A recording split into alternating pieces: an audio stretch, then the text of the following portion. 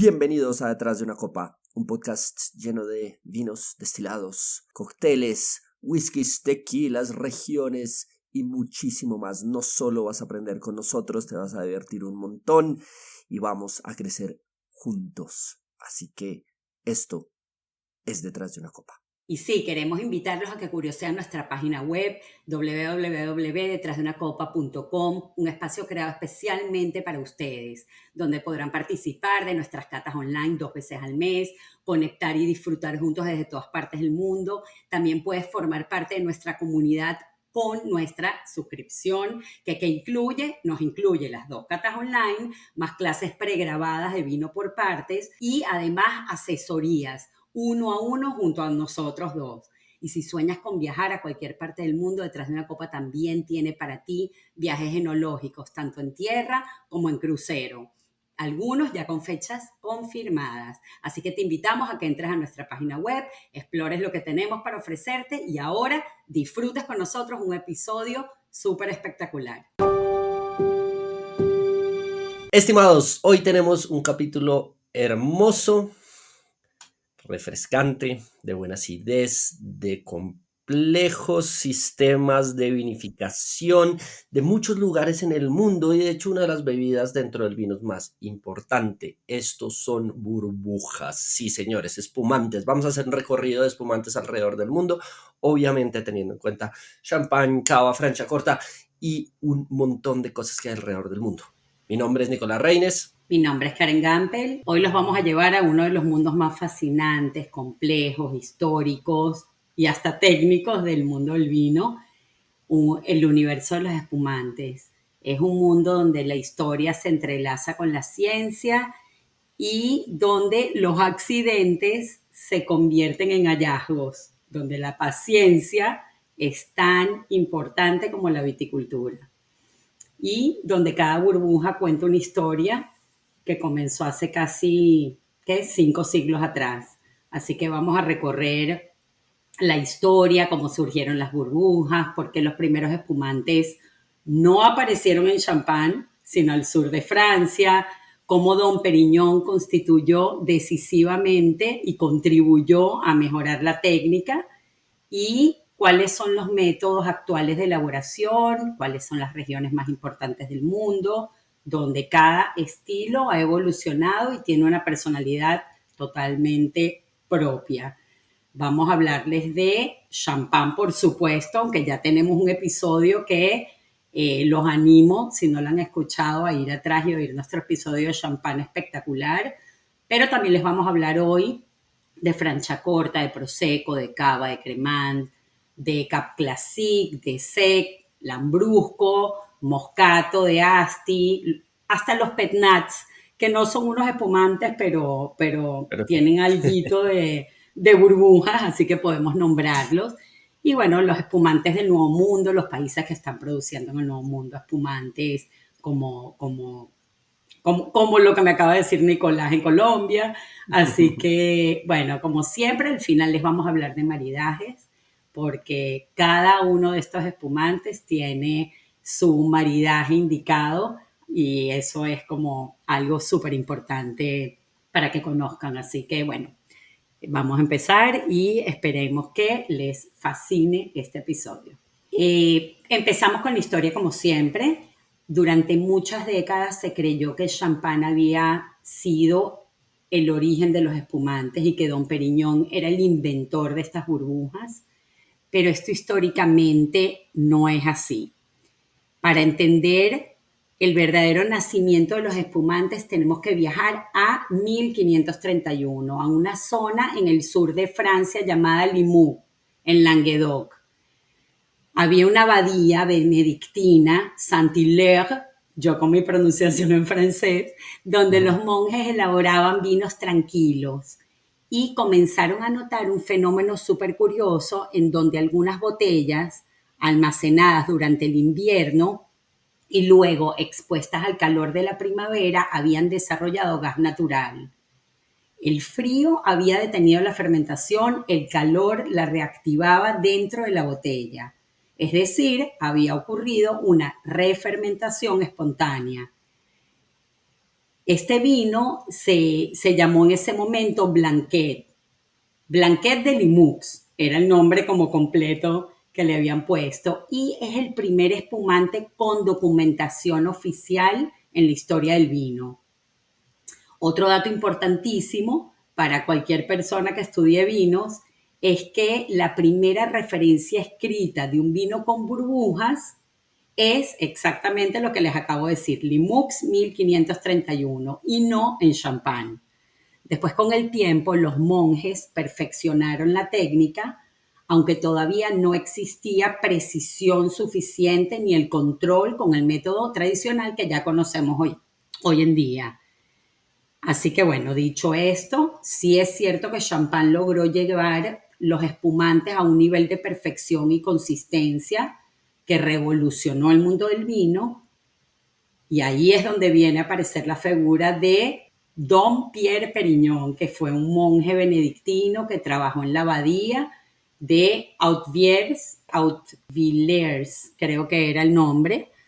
Así que bueno, Dom Perignon no inventó el champán, pero sí es importante que sepan que perfeccionó las técnicas de ensamblaje de las uvas, seleccionó parcelas y variedades con criterios mucho más precisos, es decir, lo hizo más técnico, mejoró la calidad del prensado, reforzó las botellas del champán para soportar la presión, hizo tapones más resistentes, sistematizó los procesos, así que obviamente tiene un peso histórico muy importante. Bueno, en conclusión, el champán no inventó las burbujas, sino las convirtió como en un producto de calidad excepcional, estable y hasta replicable. Y por eso hay muchos lugares diferentes a champán que tienen diferentes nombres, pero que utilizan este mismo método tradicional. Después, en el siglo XVII y XVIII, Inglaterra también tuvo un papel clave. Ellos desarrollaron botellas más resistentes, tapones de mayor calidad, y esto, irónicamente, ayudó al perfeccionamiento de los espumantes franceses. Así que bueno, yo creo que esto es como el corazón histórico de lo que tiene que ver con los espumantes. No sé, Nico, si tengas algo más que agregar. Lo que sucedió, o sea, al final del día, un poco lo que pasó es que alguien le echó azúcar a un vino o alguien dejó un vino con un poquito de azúcar, las levaduras estaban ahí y realmente esto es un proceso natural, que es de las cosas más lindas que hay. ¿Por qué? Porque al final del día, em, recuerden que el conocimiento de las levaduras es un conocimiento relativamente nuevo. O sea, saber que las levaduras funcionan y por qué funcionan y qué es lo que realmente hacen, dan, quitan y ponen, es un tema muy nuevo de tecnología en la historia. Entonces, los espumantes, los espumantes como los conocemos, son muy nuevos de alguna u otra forma. ¿Por qué? Porque antes no conocía qué es lo que pasaba. ¿Sí? Acá empiezo en lo básico. La levadura es un producto que yo puedo agregar o puedo utilizar de la piel de la uva. Estos son levaduras seleccionadas versus levaduras autóctonas. Y estas levaduras básicamente lo que van a hacer es estar en un mosto, en un medio líquido donde tengo suficiente agua, no tanto alcohol, hasta 16 grados, nutrientes, potasio, nitrógeno, manganeso, en un montón de cosas. Necesito azúcar, ¿sí? Azúcar fermentable, glucosa, sacarosa, bueno, otros tipos de azúcares.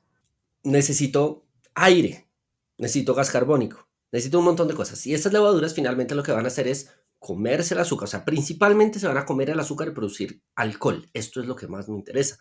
Pero la levadura tiene otros subproductos de la fermentación. Uno de ellos, que es el que nos interesa hoy especialmente, es el gas carbónico. La levadura cuando trabaja produce gas carbónico. ¿Ok? También produce aromas y sabores, también produce temperaturas, es una reacción exotérmica, produce otros alcoholes, otros productos, deteriora ácidos, bueno, hace un montón de cosas la fermentación, es parte de la complejidad y de la magia del vino. Pero este entendimiento es relativamente nuevo. Seguramente a través de la historia, inclusive los griegos o los romanos, en algún momento tomaron alguna cosa que tenía gas, ligeramente gas, un poquito de burbujitas tenía que haber por ahí. porque finalmente si yo embotellaba o si yo guardaba en un recipiente un vino que ya fermentó, en algún momento tuvo gas.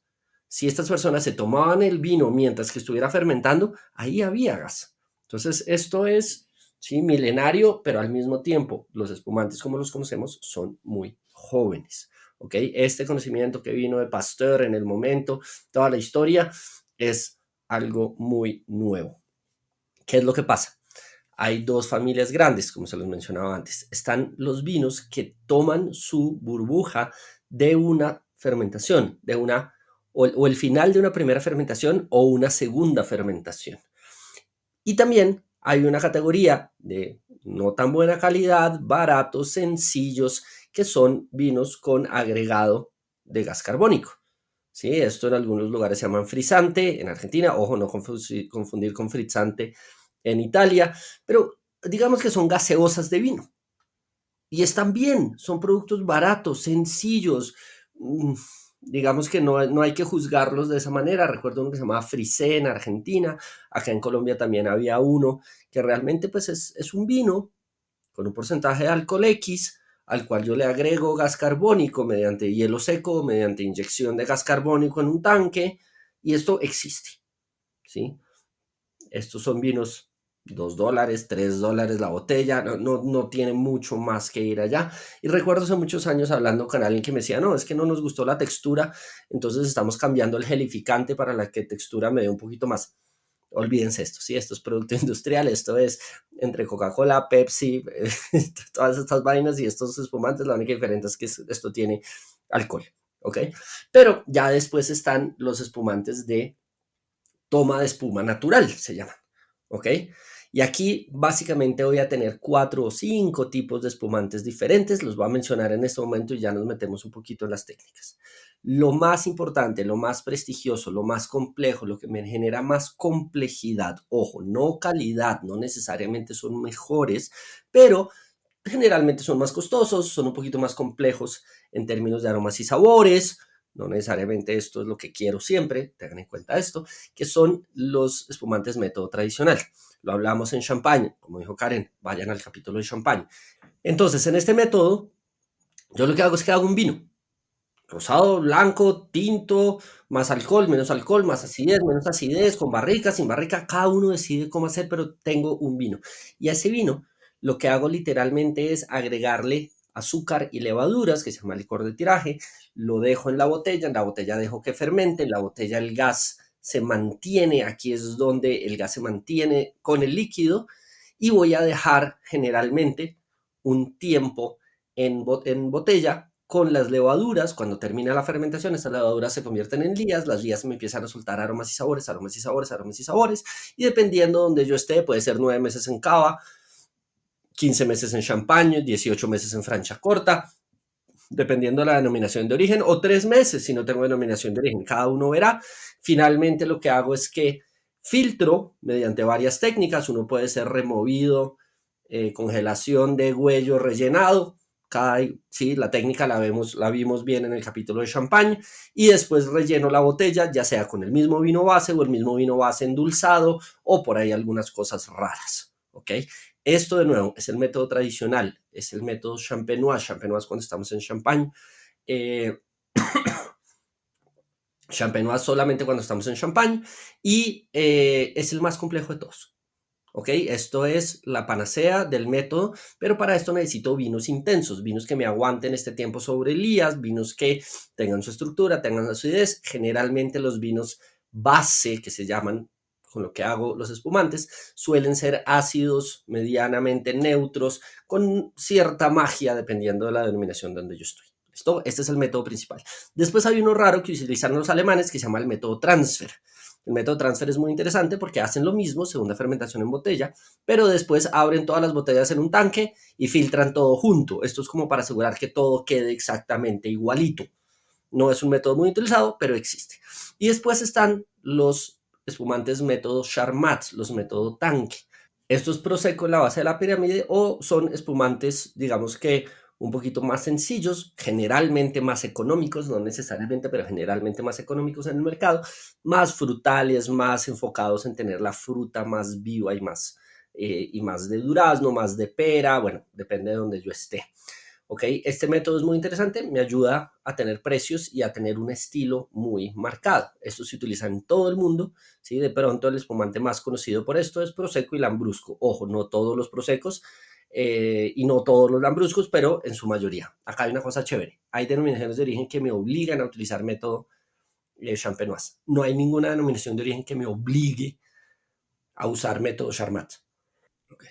Entonces, es un poquito como la historia de la destilación. Yo tengo destilados, vayan a nuestro capítulo de whisky, que están obligados a utilizar método destilación en alambique, pero ningún destilado del mundo me obliga a utilizar método de columnas. Es la misma historia. Entonces, estos son los dos métodos más importantes.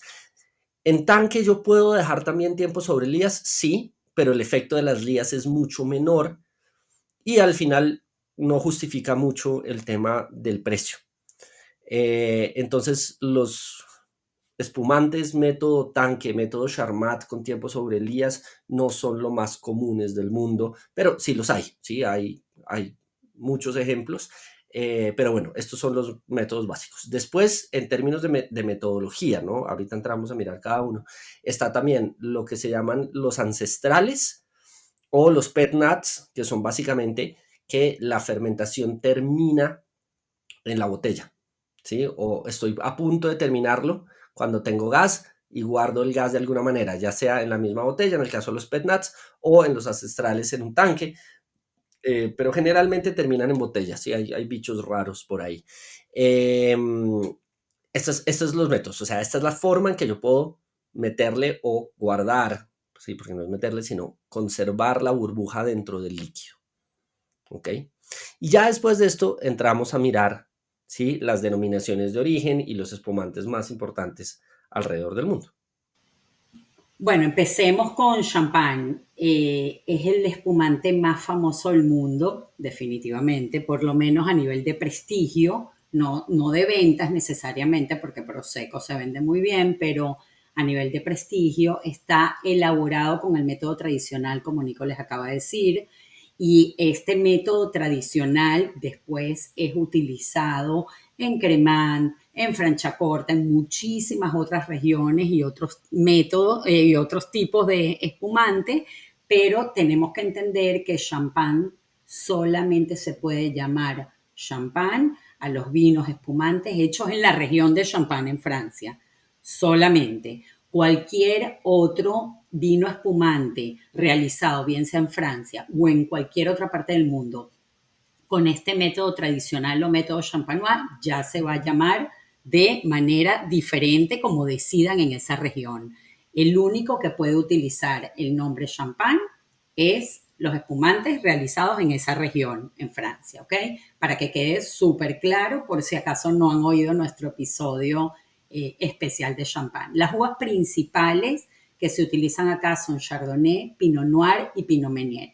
No necesariamente tienen que ser las tres. Puede haber un Blanc de Blanc nada más con Chardonnay, o puede haber, o sea, las tres no tienen que estar incluidas, pero pueden estar. Y cada una de estas uvas va a aportar algo diferente.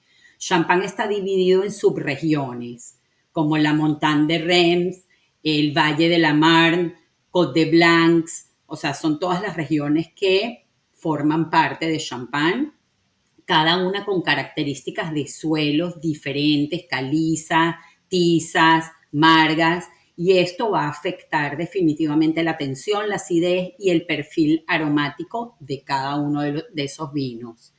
Y bueno, los estilos de champán nos incluyen Blanc de Blancs, que es 100% Chardonnay, Blanc de Noir, que es Pinot Noir, o Pinot Meunier, o ambos. Los rosados también se puede producir ensamblajes con maceraciones cortas que nos den un champán rosado.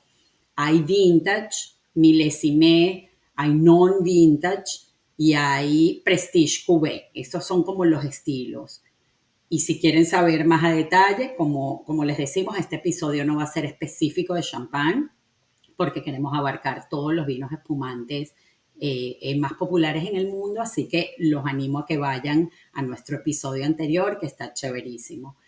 El perfil de un vino de champán es muy elegante, es complejo, tiene notas a panadería, debido a todo ese tiempo que pasan las lías dentro del vino, haciendo el efecto de todos los aromas, sabores, complejidad, cremosidad. Entonces, bueno, los vinos van a tener muchas notas a brioche, también notas cítricas a manzana, almendra, a veces mineralidad. Estamos hablando de un perfil muy general. No sé, Nico, ¿qué más quieras agregarle? No, no, no, básicamente eso, pues hay otras uvas posibles, hay otras regiones, pero champaña es eso, y champaña es sinónimo de celebración, sinónimo de lujo, sí, ojo, no es que haya champán baratos, hay algunos más baratos que otros, obviamente, porque hay cosas súper costosas, pero champaña es esto, sí, de alguna manera es el espumante más importante del planeta, sí, eso no hay duda. En volumen, como decía Karen, Prosecco también es extremadamente importante, pero champaña es sinónimo de espumantes. Sí, inclusive en muchos lugares del mundo al espumante le dicen champán, champaña. ¿Me traes una champaña de Italia? Y es como, pues, no, pero bueno, entiendo lo que estás diciendo, no me voy a poner a pelear por eso, pero, pero sí, esto es extremadamente importante. Y los otros espumantes que entran en este método, el segundo más importante es después cava. ¿Ok? Cava es una región extremadamente interesante porque no es una región, son 4 regiones. ¿Sí? Cava es de estas denominaciones súper extrañas porque Cava se puede hacer en 4 lugares diferentes. No solamente, pues sí, la mayoría se hace en el Penedés y en el Penedés hay un montón de espumantes súper chéveres. De hecho, Cava se puede hacer en Penedés, en Extremadura, en Valencia, en la parte de abajo, y en Rioja, básicamente. Es un poquito la idea. Tiene unos nombres específicos, pero pues es básicamente la idea. Ustedes me entienden.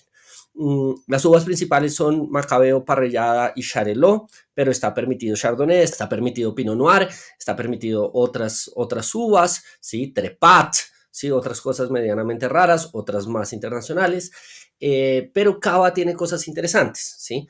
A diferencia de champán, que champán requiere tener un mínimo de 15 meses sobre lías, lo cual normalmente no se cumplen, hasta los champán más sencillos suelen tener 24 o 30 meses sobre lías, estoy hablando de Moet, Veuve, porque sí, eso es lo más sencillo. Hay unas más, pero bueno, son espumantes de producción masiva, muy chéveres, pero de producción masiva. En Cava se necesitan solamente 9 meses. Esto permite que Cava sea mucho más económico. E inclusive hay unas cavas que uno dice, pero a ver, ¿cómo es posible que logres ese precio teniendo que tener el vino 9 meses adicionalmente a todo? Pero pues lo logran.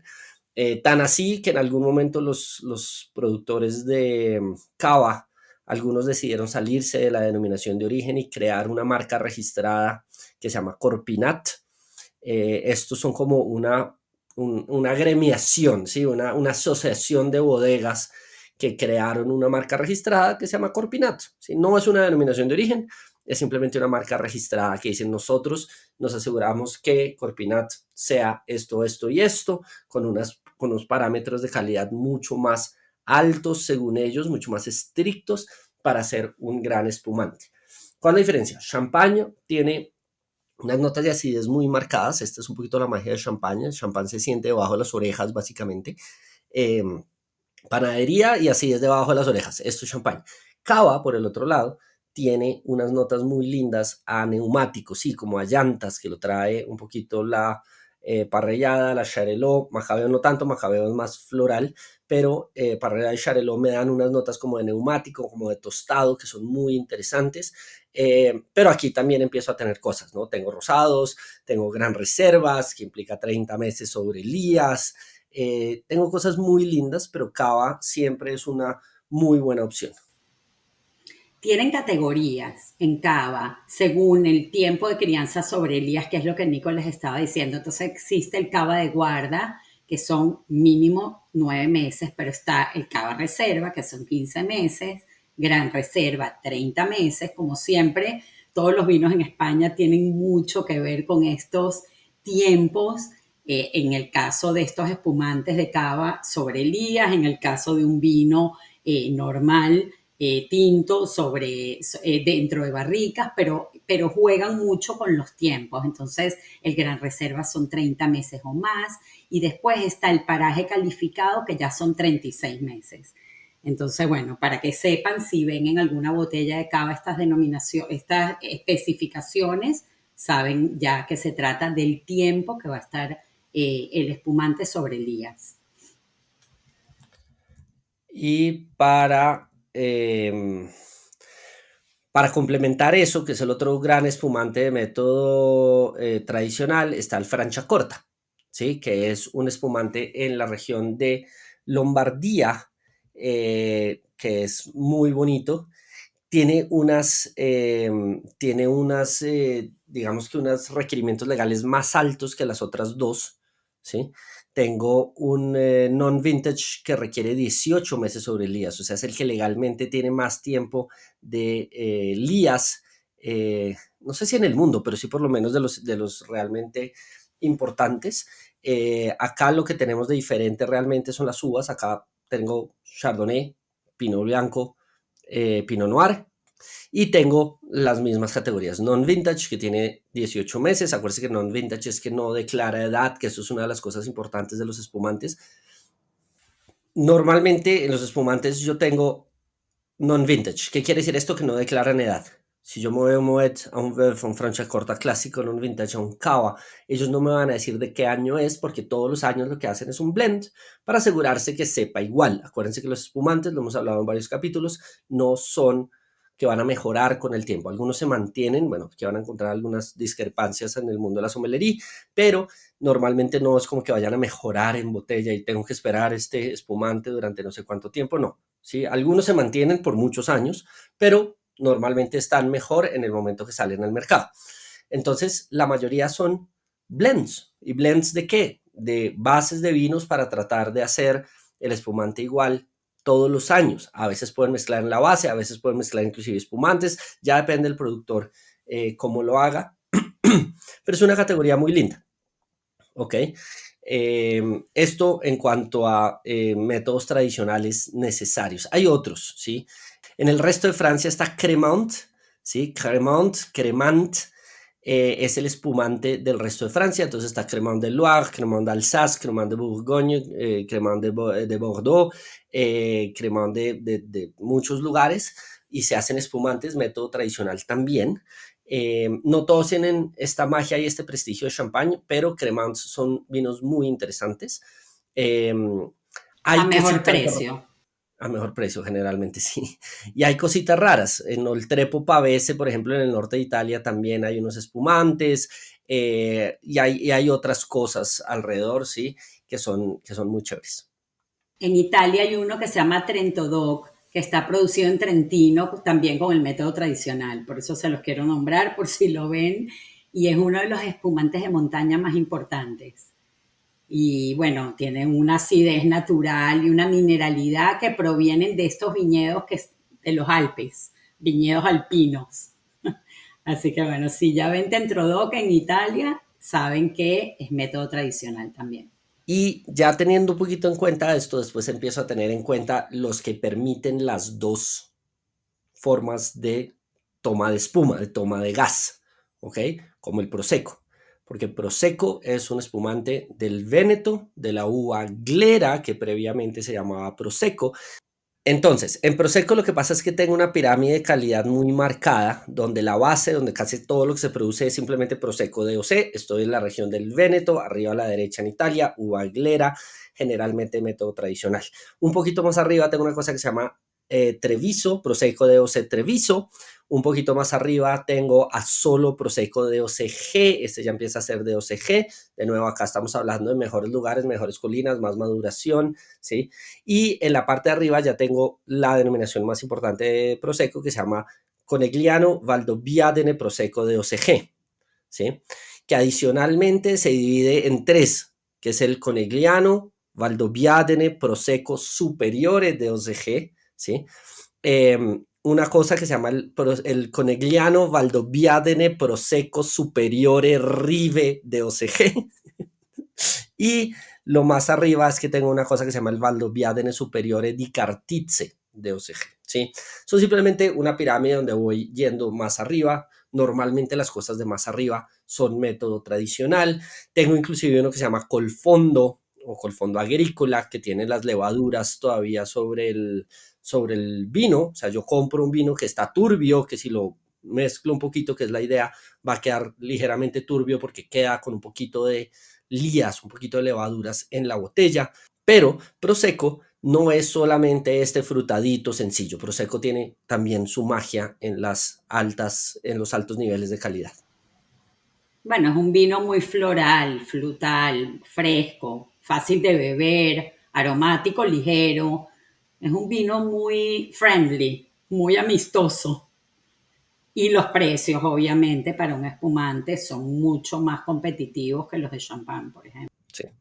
Sí, ahora, eso justamente es eso, ¿sí? Si yo me voy en Valdosviaden di Cartizze, ¿sí? Aquí ya estoy con levaduras, con panadería, y no es el prosecco que yo normalmente pienso en mi cabeza, que es perfecto para hacer mimosas o para hacer coctelería o para la piscina. No, acá, o sea, alcanzo a tener cosas que realmente son extremadamente interesantes, ¿ok?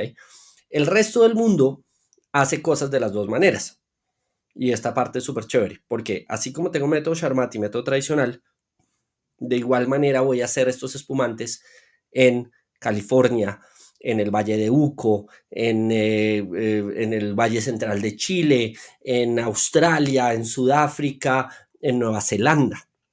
Solo que aquí no tengo lugares específicos y denominaciones específicas para esto, ¿sí? No hay una denominación en California, no hay una AVA solamente para espumante, ¿sí? Las AVAs, las indicaciones geográficas, me dan la posibilidad de hacer espumante, pero yo no estoy obligado a hacerla o tampoco estoy obligado a no poder hacerla.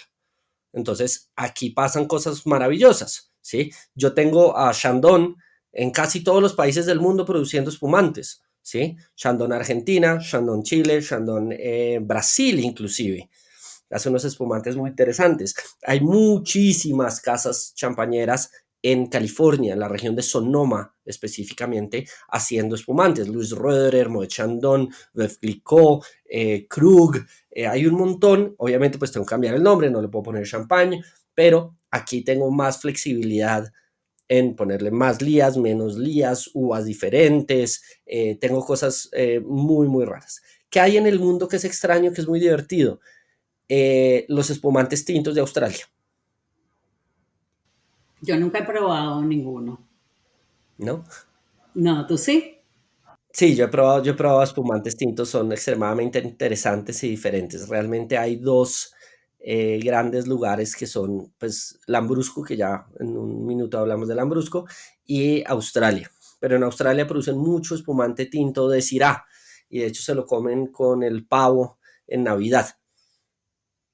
Sí, recuerden que Navidad en Australia es calor, es verano, entonces pavo frío con espumante tinto es pues una de es un consumo allá, sí, no estoy diciendo que todo el mundo tome, pero pues existe la posibilidad.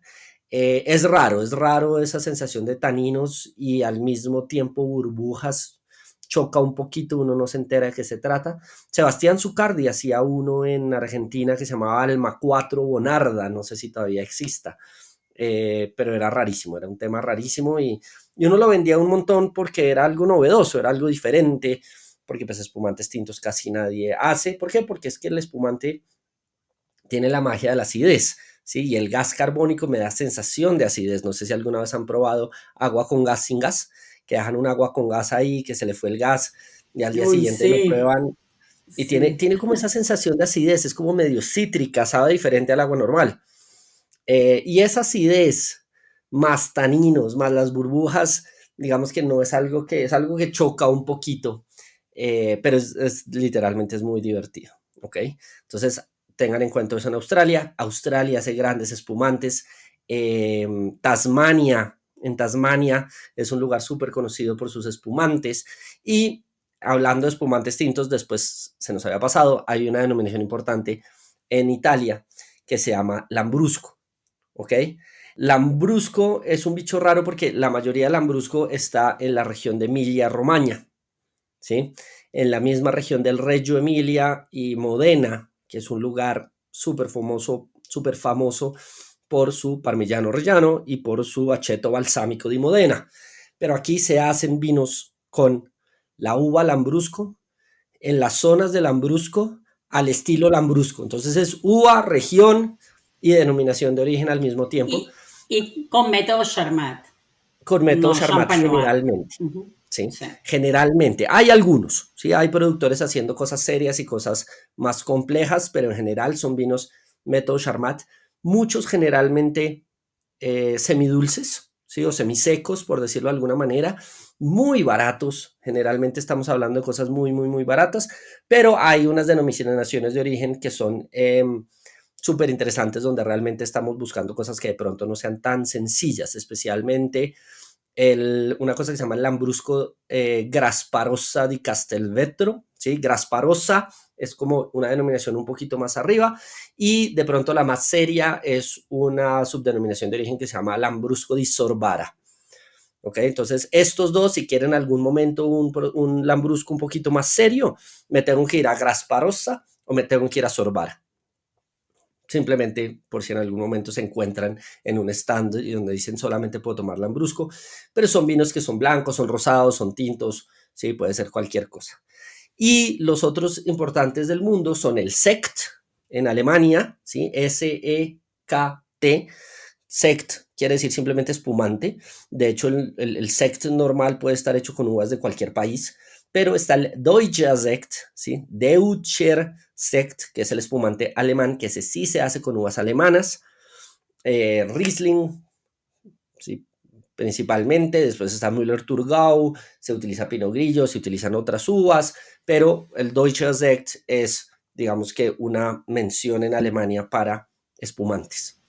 Y los de Y, mayor calidad utilizan el método tradicional, y aquí hay cosas del método tradicional. principalmente con Riesling. Y después está el MCC, el método Cap Classic, que son los vinos de Sudáfrica, ¿sí? Que se llama Cap Classic. Muy interesante porque se han hecho un nombre, a punta de esto, ¿sí? Digamos que aquí es una historia medianamente nueva. El primer Cap Classic se produjo por allá en el 71, así que es bastante, bastante nuevo. Se utilizan las mismas uvas de champagne con método tradicional. También se puede hacer método tanque, pero la mayoría de los buenos son método tradicional, pero ya tienen un nombre y una distinción dentro de esto. O sea, yo no puedo poner Cap Classic, método Cap Classic, realmente no, o sea, es algo exclusivamente de Sudáfrica que está muy bien, ¿sí? Yo probé un par de Cap Classic y están muy chéveres. Y es de los mejores espumantes del Nuevo Mundo, de los que más están teniendo popularidad hoy en día. Y las uvas que utilizan principalmente son Chardonnay y Pinot Noir. Pinot Meunier yo tengo entendido que no lo utilizan mucho.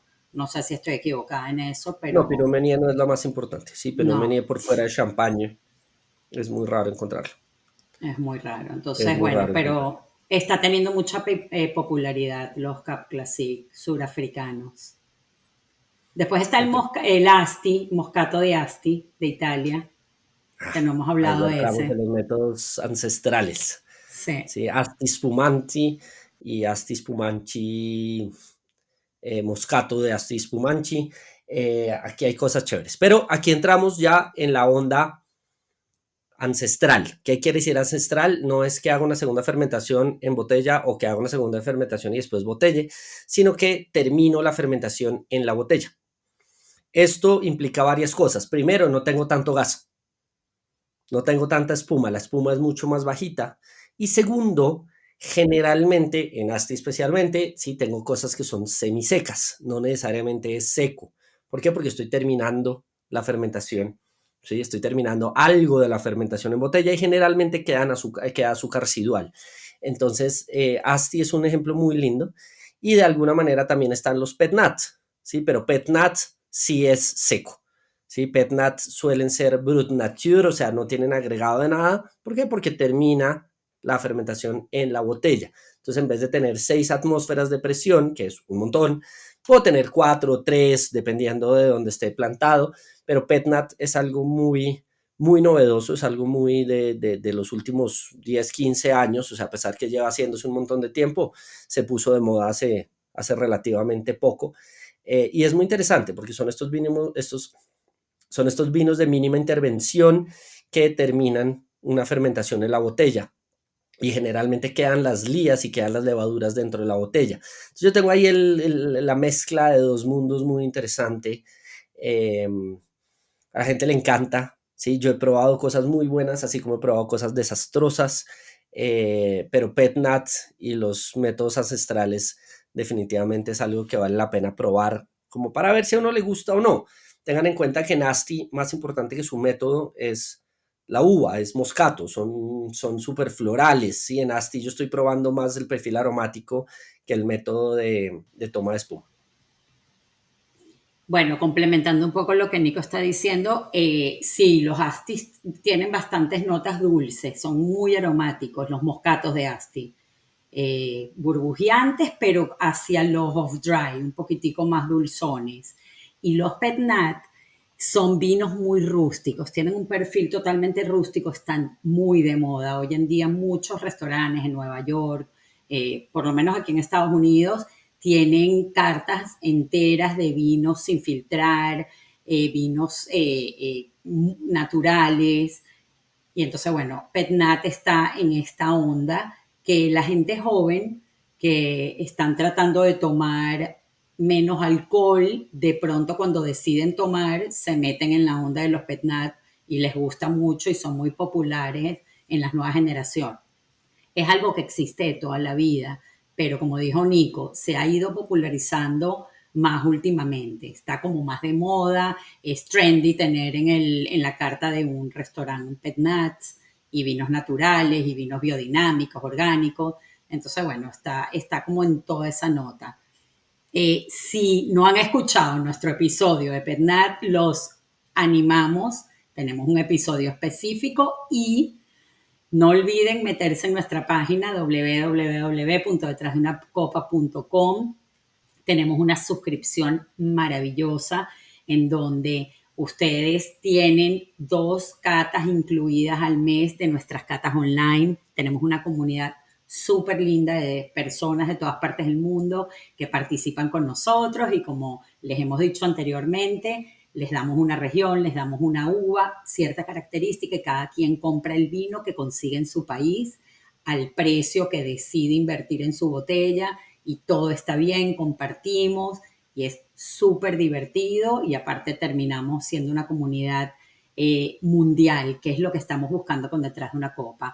Por otro lado, también con la suscripción tienen descuentos en nuestros viajes, en todas las actividades, en las catas presenciales que hacemos acá en la ciudad de Miami.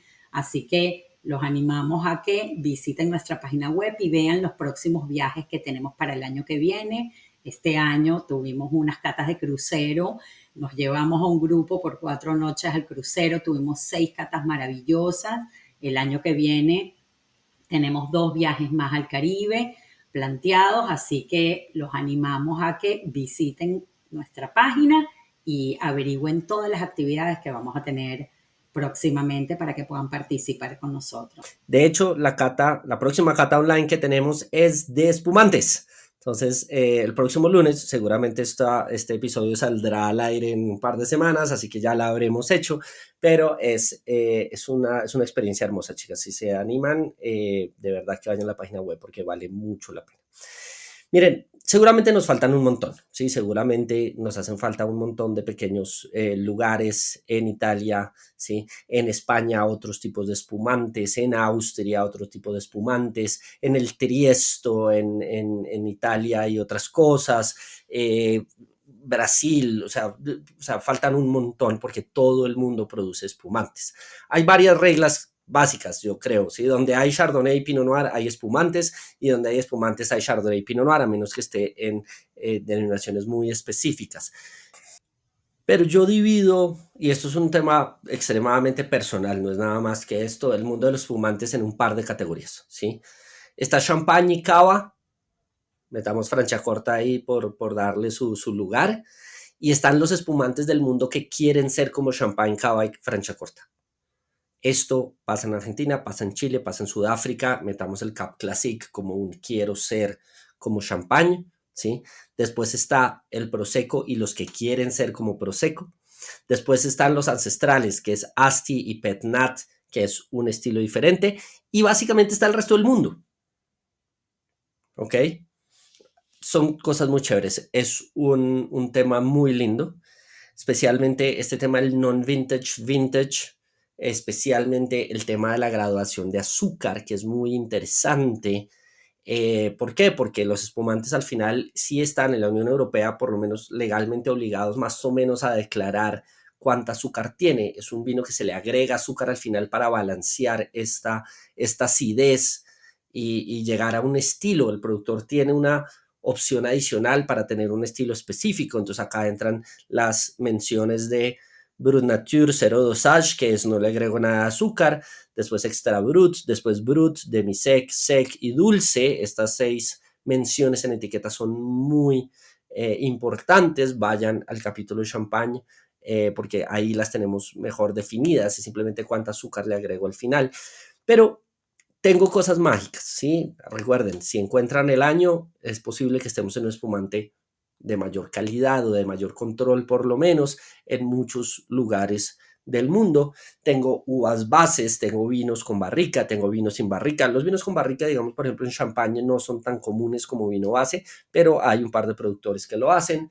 Y hay cosas lindas, porque la importancia es la frescura, la importancia también es la burbuja. Le meto un elemento más, una quinta dimensión, por decirlo de alguna manera, que los espumantes sean un mundo entero, que también ahorita en un ratico hablamos de maridaje, porque las burbujas son maravillosas para combinar.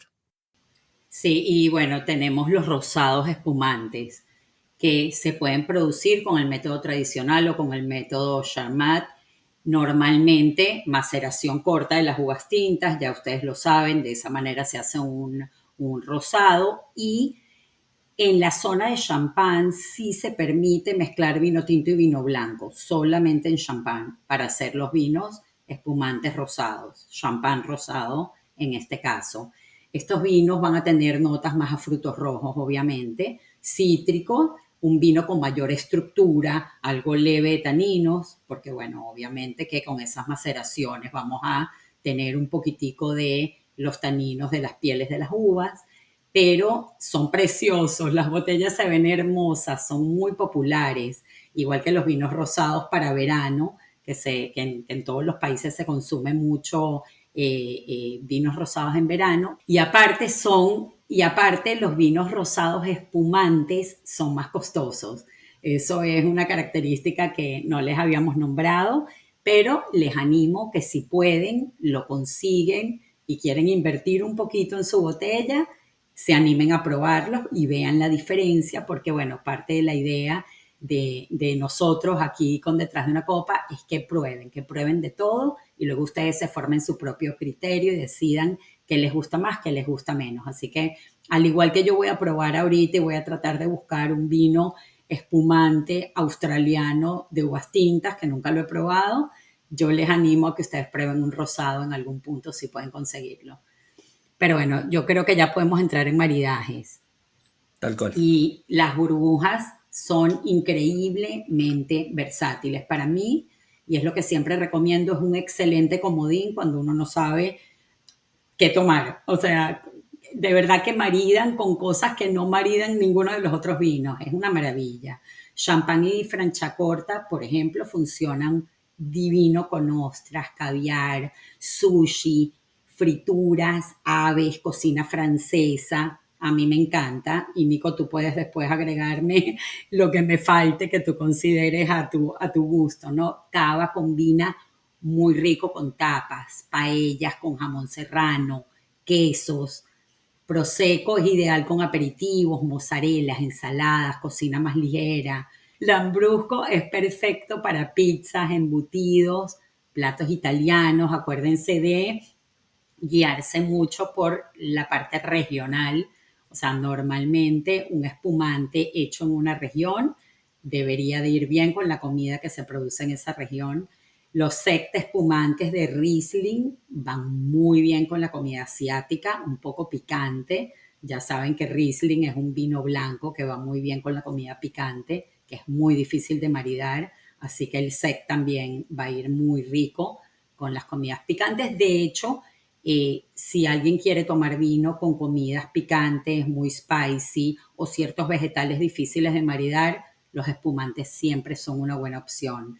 Asti y moscato de Asti, como tienen ese dejo de dulzorcito, normalmente van bien con postres, frutas, quesos azules.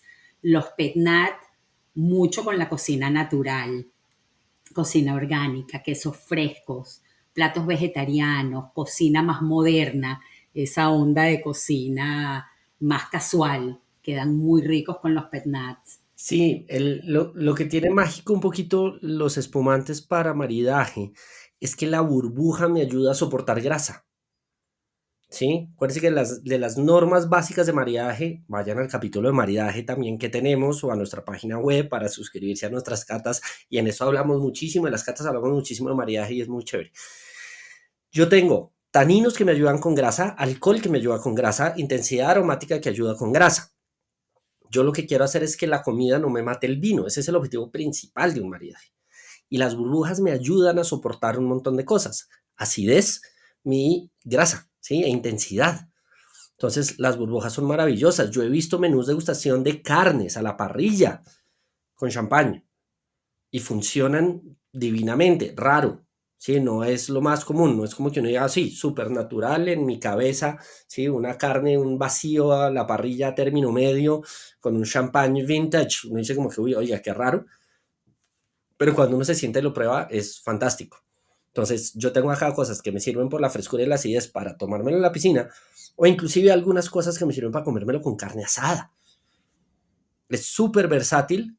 Obviamente yo tengo que buscar el champán para eso, o el Franciacorta para eso específico, pero normalmente cuando pensamos en espumantes pensamos en crudos, en langostinos, en ostras, pero quesos y un montón de cosas más.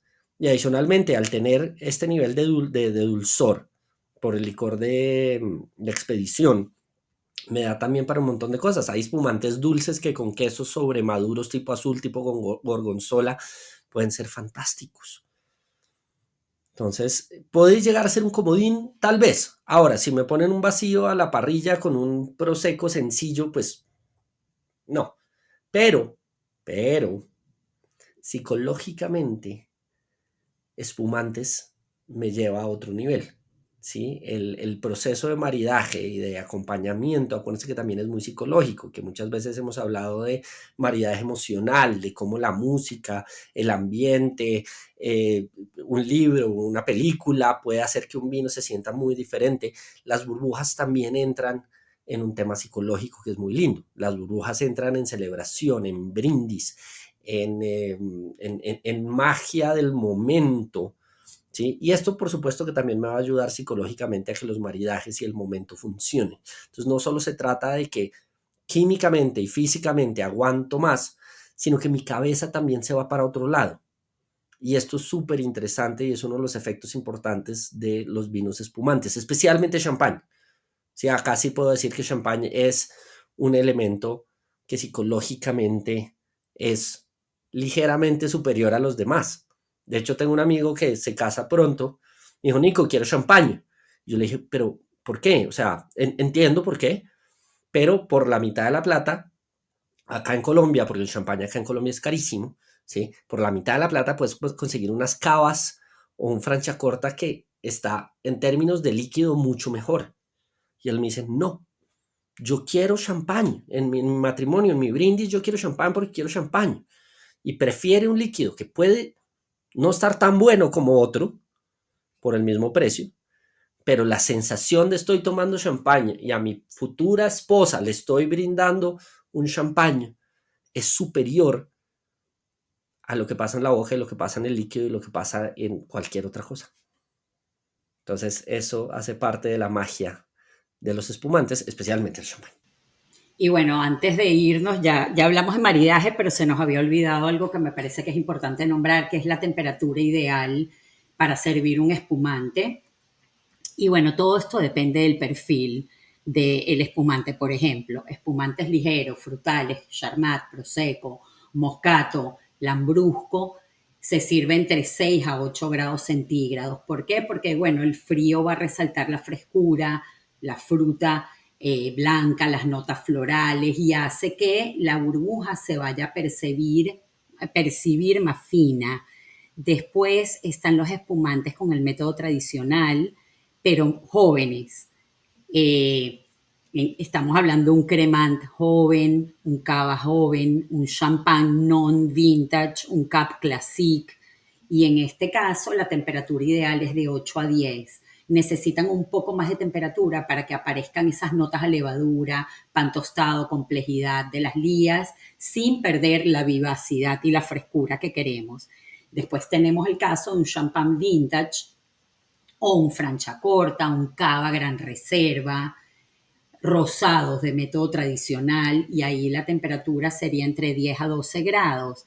¿Por qué es un poquitico más alta la temperatura? Bueno, porque las burbujas en este caso van a tener más cuerpo, más complejidad aromática, mayor crianza, más estructura y en ese caso, entonces, si se sirven demasiado frías, se va a cerrar lo que queremos buscar en este espumante. Y después están los grandes cubés de espumante de largas guardas, eh, que Dom Perignon, Krug, Boulanger, de añadas. Bueno, hay otros, ahí ya yo los sirvo un poco más alta todavía la temperatura, por decirlo así, unos 12 grados, para que muestre la máxima elegancia aromática de esas notas, como siempre les decimos, producto de las lías, a brioche, frutos secos, a tizas, a mantequillas, mineralidades, ya tenemos mayor complejidad, entonces ahí ya podemos jugar un poquito con la temperatura. O sea, ya resumiéndoles para que no les suene complejo, Charmati Prosecco entre 6 a 8, método tradicional joven de 8 a 10, vintage, reserva, Franciacorta de 10 a 12, grandes cuvées, 12 grados también está bien. Así que bueno, no quería dejar de nombrarles esto. No, importante, importante. Ojo, hay también muchos cócteles con espumantes, ¿no? Tengan en cuenta esto, hay una gran proporción de espumantes que se toman en el mundo en coctelería. Sin ir más lejos, el Aperol Spritz, la Mimosa, el Champagne Cocktail, el French 75, son cócteles con espumantes y realmente los espumantes, bueno, el Negroni Sbagliato también. Hay un consumo importante y al mundo le encantan las burbujas, nos encanta celebrar. Así que salud, chicos, que sea una buena noche, una buena tarde, un buen día a la hora que nos estén escuchando. Nos vemos la próxima semana. No se olviden pasar por nuestra página web. Repito, esperemos que este episodio les haya permitido entender el enorme universo de espumantes con una claridad diferente, con una estructura como se las hemos ido dando para que entiendan muy bien qué buscar cuando vayan a comprar su espumante. Y bueno, ya viene la época decembrina, ya estamos en diciembre de hecho, así que la popularidad de los espumantes durante este mes de diciembre es muy alta.